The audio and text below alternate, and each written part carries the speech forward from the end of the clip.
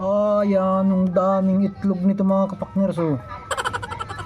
Para magluluto ang ating chef ng masarap na leche flan.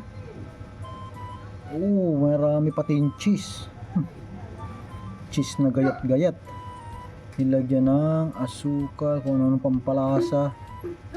Ano kayang luto ito? Yung ingat na ingat mo, tapos mababasag naman pala. Daming cheese. May bawang. Aba, hindi ito leche flan, may bawang. Ayan, pinaghalo-halo na yung itlog. Ang gagawin? Ipapa-steam lang yun. I-steam. Egg cake. Baka gagawa siya ng cake na itlog. Kung anong lasa na nito. Ay masarap.